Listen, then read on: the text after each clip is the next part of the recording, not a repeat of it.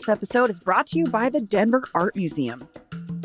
Mark your calendars for a Halloween version of Untitled Artist Takeover on Friday, October 31st from 6 to 10 p.m.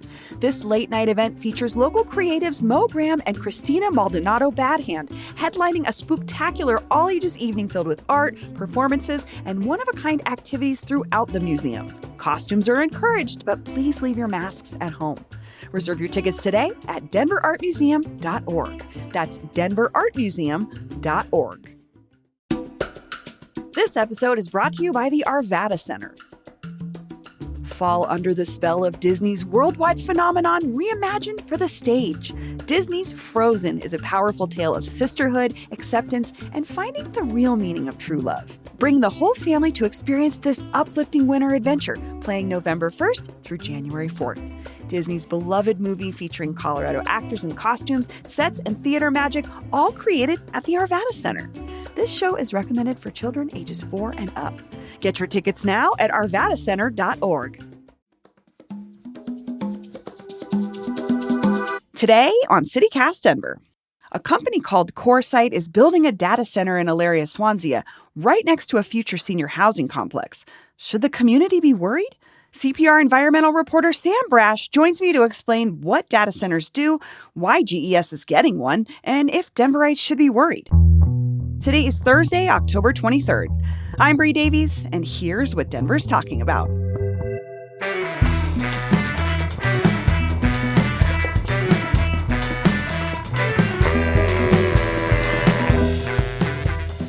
Hey, before we start the show, I have an opportunity for you. We're sitting down with Mayor Mike Johnston again very soon, and we want to know if you have any questions for him.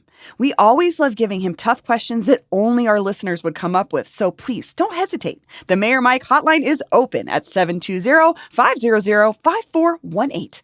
Again, send your questions for the mayor in a text or leave us a voicemail at 720-500-5418. Sam Brash, welcome back to CityCast Denver. Always glad to be here. Sam, what is a data center? So data centers are massive facilities full of computer processors, servers, things that can manage the AI tools we increasingly rely on, as well as just like cloud computing, search results. Anytime you're engaging with the internet, anything you send out, it's going to a data center and coming back to you. So all the things we do all day long on our phones have to go somewhere. Yes, that's right. And they go to data centers. Okay. Something that I found interesting was this quote from Eric Bromfield, who's CoreSite's Vice President of Acquisitions and Development. He said, "We're not really too different from a big office building 99% of the time." Is that true? Yeah, that quote caught my attention too. And it's also what CoreSite, this data center company's spokesperson, told me repeatedly, is we're a big low-slung warehouse. We're rooms full of computers. Why are you worried about air quality? And there actually are some pretty big differences between a data center and a standard office building. And we can get into those. Mainly, they use a ton of electricity. So this data center, which is not a big data center in terms of the ones we're talking about, will at its completion use 60 megawatts of power. That's its peak capacity. DIA uses 45 megawatts of power. So we're talking whole airport? The whole airport right now. Okay. So we're talking about a huge operation that uses a ton of electricity. And the reason it's a concern in terms of air quality is that these facilities promise 24/7 service. So what that means is if the grid goes down, they'll have massive, in this case, diesel backup generators ready to flip on and keep the computers working, keep their customers, supplied with the computing power that they've already leased from the company. Those diesel backup generators produce exhaust, and that's a threat to local air quality. How often is a backup needed like that? I don't think often right now. And Okay. This is another thing that the company stressed to me over and over again. Like, we're just going to use these diesel backup generators for very short testing runs during the day between 7 a.m. and 7 p.m. or when the power goes out, and the power doesn't go out that much, which, as far as I could tell, is true. The issue is, one, you're putting this new huge drain on the grid, and the more power you put onto the grid, the more demand you put onto the grid, the less reliable that grid is going to be. So Trump's Department of Energy has actually released a report saying like, hey, if we were going to build all these data centers and not match them with huge fossil fuel power plants, the grid's going to get way less reliable. They've said that, probably to justify the construction of more fossil fuel power plants, but it's also probably true. And then there's that threat as well. Like these data centers need tons of electricity. The grid still really relies on fossil fuel power plants. So that's also another source of air pollution. Okay, can you explain that a little bit? Because that's what I really want to understand is the concern about pollution is really big here for this neighborhood. How does that come into play with what you're talking about? Yeah, so it's two things, right? The data center will increase demand on the grid. That requires fossil fuel power plants to increase the amount of coal and natural gas they're burning. And then because this data center is on the grid might get less reliable over time, or even if there's a power outage for another reason, like Xcel recently threatened to shut off the power grid because of wildfire risk. Then these backup diesel generators turn on, and that is suddenly a very hyper-local source of pollution right in this neighborhood, right next door to residents. What does CoreSite say about that? Not only about the energy usage, like you're saying, thinking about it in this comparison to something like DIA, but also how it will impact the community. Yeah, so on that, they say, well, this is something that will offer a lot of benefits to the city of Denver in general. Like, yes, we're going to use a lot of power. We're going to use a lot of water, and we can get into that too. We're also going to pay a ton of property taxes, right? We're going to pay $200 million in property taxes over 2 decades. We'll see if that's true. They also say we're going to employ people permanently, right? That they'll offer 75 jobs, not just to build the data center, but to operate it. So they say that there's benefits that you're getting by, using this amount of electricity. In terms of like those backup diesel generators and when they flip on, they say they're positioned inward to the property. So it's not going to be that bad. It's not going to be that noisy. But there are a lot of residents who are concerned that might not be the case.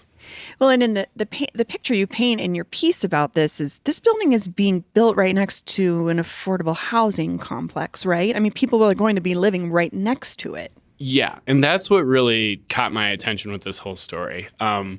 I got assigned this from an editor, and like a lot of assignments from an editor, I'm like, I don't know, man. Like this, I don't think this is a big deal. I don't think air quality in data centers are a big deal. But as I started looking into it and started looking into this project in particular, what really caught my eye was just the proximity.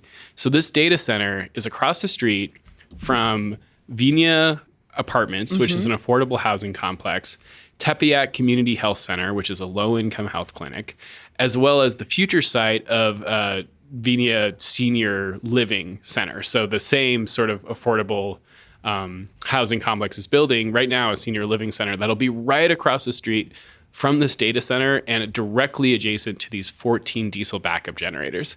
So that's where I was like, wow, it's hard to imagine a more sensitive part of the city when it comes to air quality, right?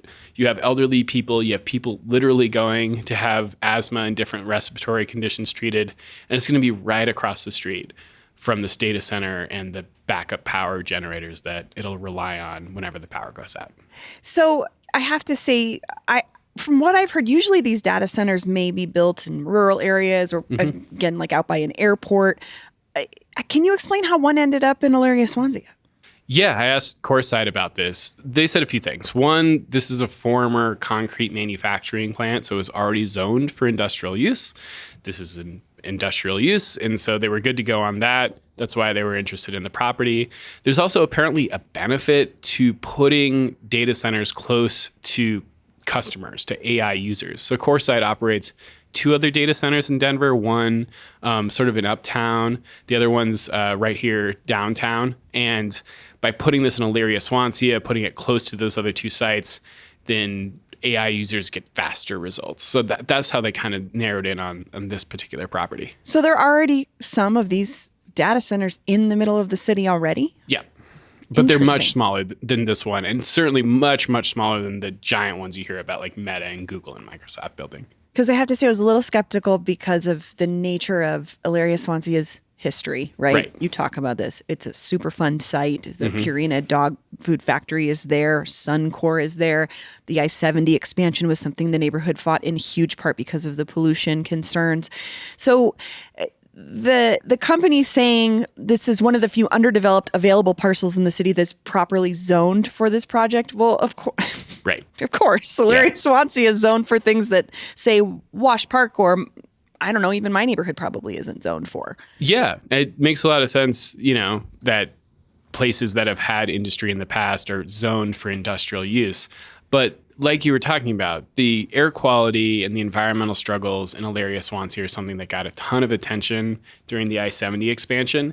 One thing that came out of that was the Colorado Environmental Justice Act.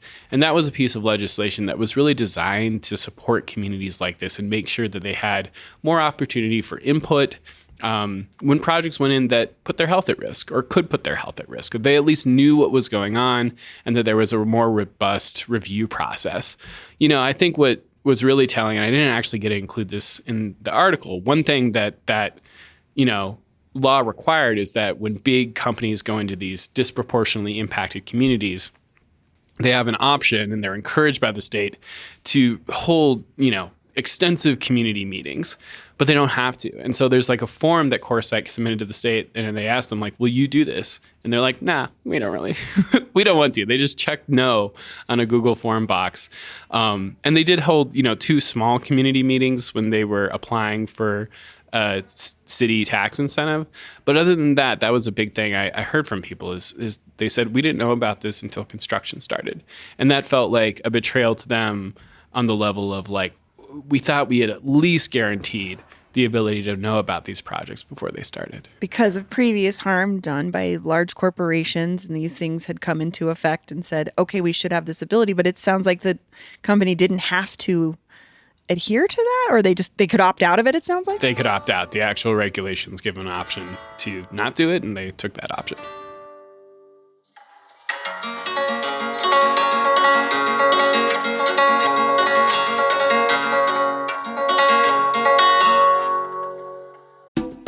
This episode is brought to you by Denver Health. Denver Health has a secret, and now you can get in on it too. Denver Health Lean Academy has been guiding our city's healthcare organization for more than 20 years. Lean helps Denver Health provide great care through great systems. Great systems come from listening to the people who do the work and empowering them to make small improvements every day. Lean can teach your teams how to be more efficient, solve problems, and create a culture of continuous improvement.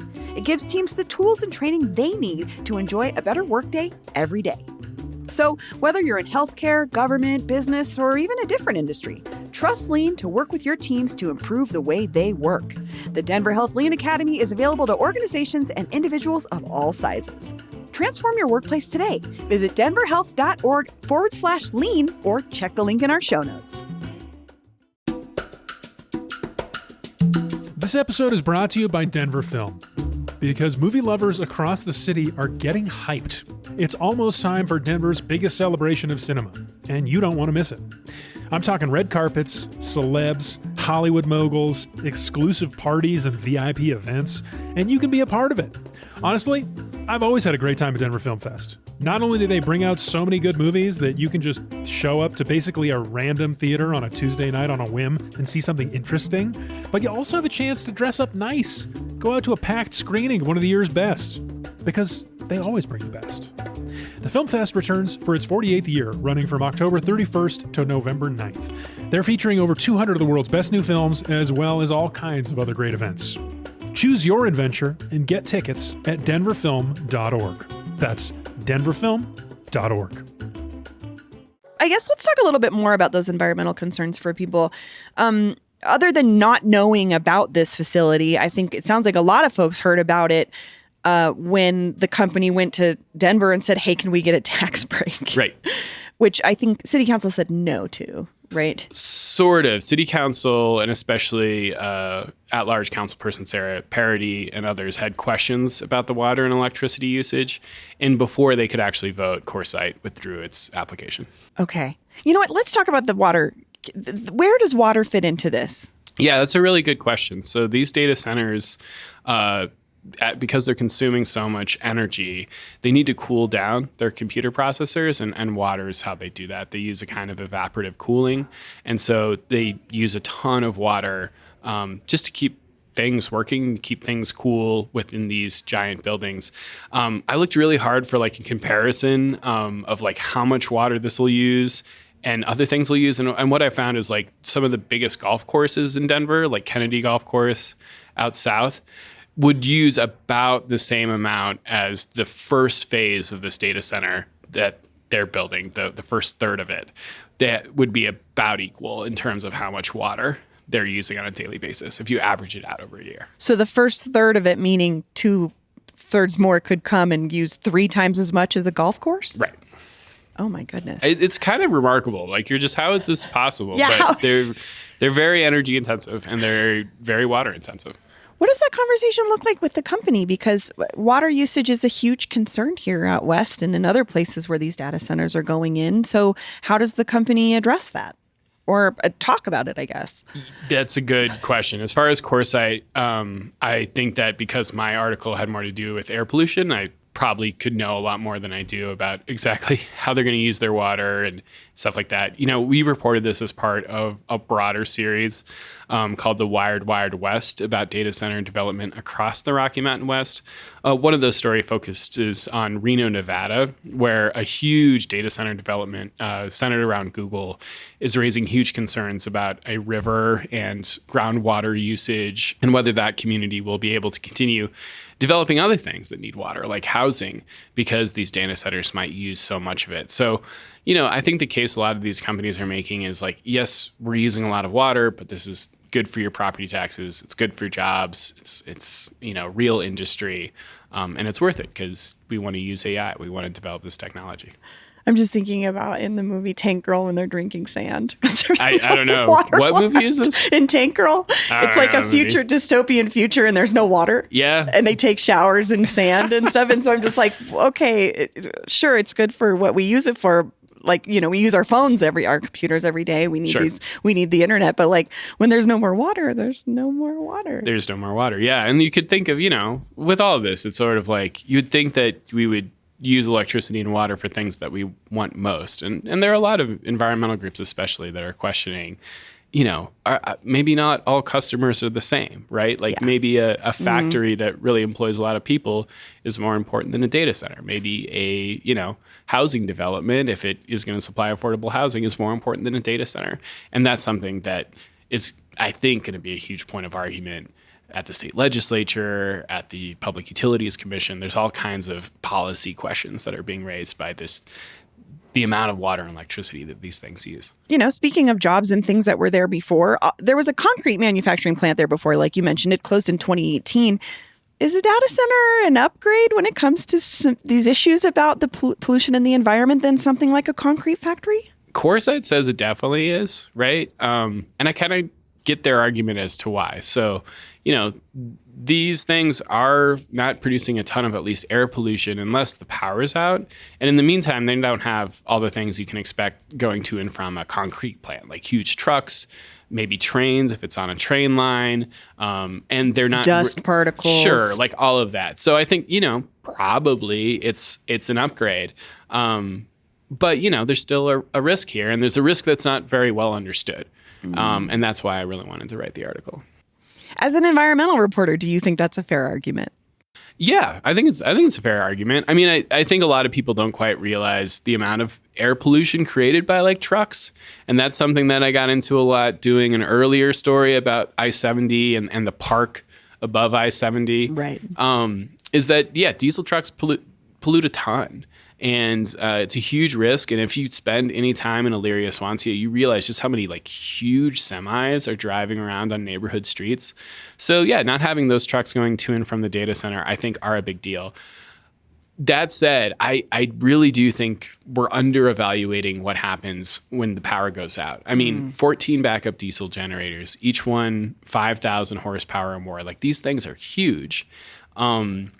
What happens to all that pollution? Like, where does it go? Who does it impact?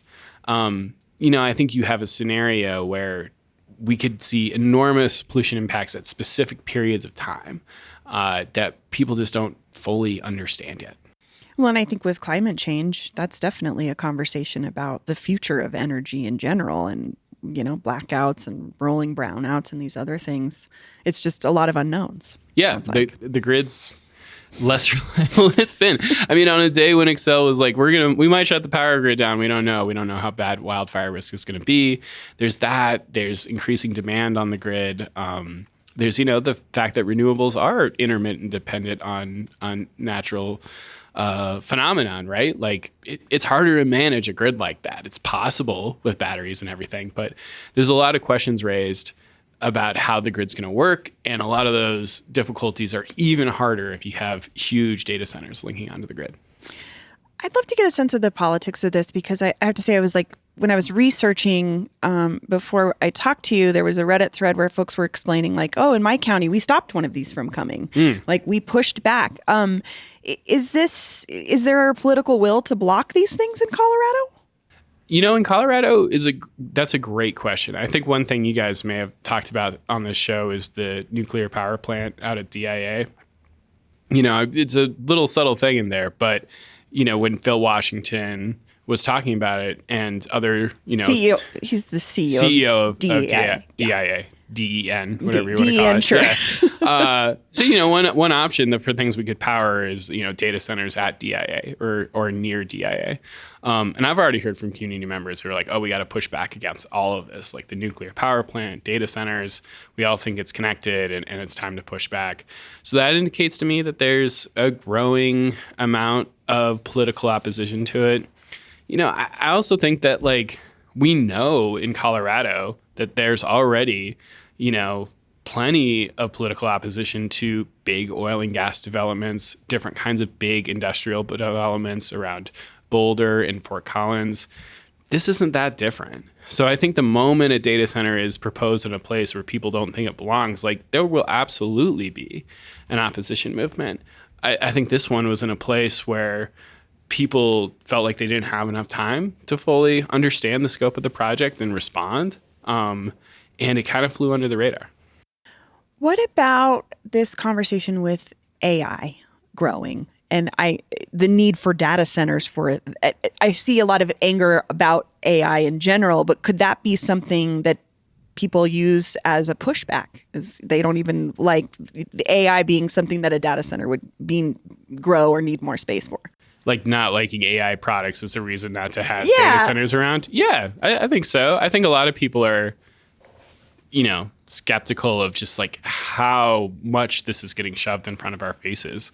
I've recently started using a search engine called Kagi that doesn't force me to read AI summaries every time I Google something. I need to use that. Yeah, because it's just get that, this isn't helpful right now. I'm getting more confused. So I could definitely see that. And I think there's a lot of people who are, and I put myself in this camp. I think AI could be useful for some things, but I am pretty shocked about just how much money is getting spent on the infrastructure behind it right now. And I don't have anywhere near the economic expertise to say whether it's a bubble, but I've heard a lot of that. And we'll see. We'll see if it is. Interesting. So again, you mentioned there was 2 of these smaller sites from CoreSite in the city as well. Do you think that there's going to be more companies that follow their lead and build more facilities like this in Denver? In Denver is a good question. I haven't heard reports within the city limits, anything like that. But I do know that there's big, they called hyperscale data centers under construction in East Aurora, in Northern Aurora up by the airport. It sounds like Microsoft acquired a bunch of land to build the data center. These are near communities like Green Valley Ranch and stuff like that. But within the city, I haven't heard examples of other data centers like this one. So again, this is a long-term thing you've been watching as you're reporting on the environment. And I just wonder, what should we be looking for next? What's going to happen next? You mean in terms of data centers and air quality? Yeah. Yeah. I mean, I think that this is, for me, with this particular project, I'm interested in seeing what happens once they finish it. So they say they're not going to use their diesel generators very often. That's verifiable, right? I can look into this. They have to report whenever they turn them on to the Colorado Air Pollution Control Division. We can see how much they're using them and stuff like that. I think another really interesting thing to think about when it comes to data centers and public health, and this site will be a great example. It's just everything else that goes along with it, right? Like talking to people when I was like, hey, are you worried about the air quality? They're like, yeah, sure. We're always worried about the air quality, but can you tell me how noisy these things are? And I was like, I have no idea. Like they might be noisy. So maybe some other unintended consequences. Light pollution, noise pollution. To have this kind of industrial facility as your neighbor, like what does that really mean? So I think paying attention to that will be really important. Looking at how much water it actually uses will be really important. And tracking if it just like plays out, right? Like CoreSite has said it's going to build 1/3 of this, and then, it has plans to expand from there to this, much bigger 600,000 square foot data center campus. And that's in Elyria Swansea. That's in Elyria Swansea. Okay. Like, is there actually enough demand for that whole project, or does a combination of people actually like not using AI as much as they thought, or community pushback mean that they scale back the size of this whole thing? I think that would be really telling too. So that particular project I think is really interesting. On like a broader level, I think a lot of people are just waking up to the environmental consequences of this. So far, that has been a lot of focus on water and energy usage. I think increasingly, and this is, again, a big reason why I wrote this article, there are direct local public health impacts of having a data center next door. One of those is air quality risks, and I think people are going to increasingly recognize that that's a concern. Well, Sam, thank you so much. This was really interesting. Sure. I hope it didn't nerd out too hard on that one. We got pretty technical there, but I think this is fascinating.